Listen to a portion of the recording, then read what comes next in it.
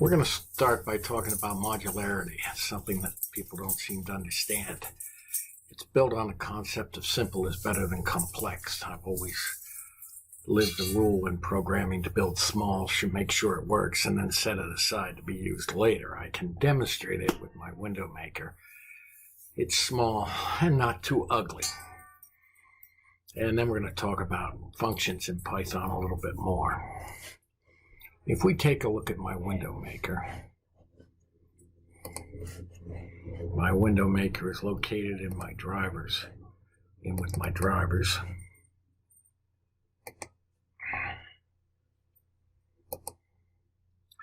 This is actually a small program that allows me to build windows.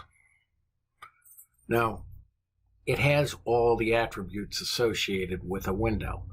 I've got to do the deed. Maybe that's not the best word for it, but it runs a Python program.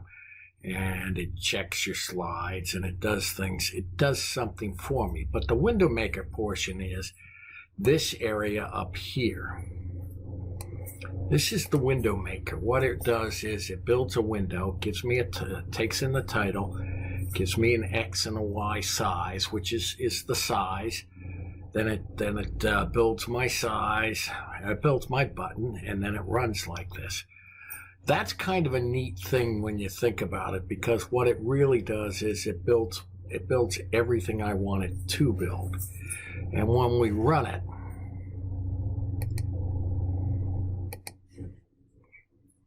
it produces this. Now this is something that I use for development, but these are a series of small programs that are event-driven by the buttons. And what they really do is irrelevant right now. But the idea is very simple. By pressing these buttons, I can go out and I can run a test to make sure that my lecture material is going to be put together. By pressing these buttons, I can go out there and say, oh, I don't know, ol10.html. I can edit that file from here. So these are event-driven things. These are tools that programmers use, and that's modularization, is the use of tools to get something done so that you don't have to constantly be reinventing the wheel. Nobody wants to reinvent the wheel every time. And that's kind of what I'm talking about.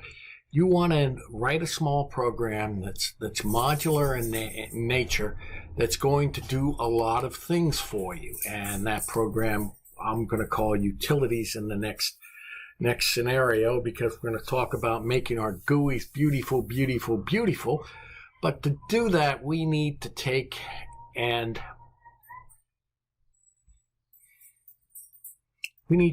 build something. We need to take and build something simple, something that will go together fairly well and go together fairly fast, and something that will work. Okay? That's what we're going to be doing.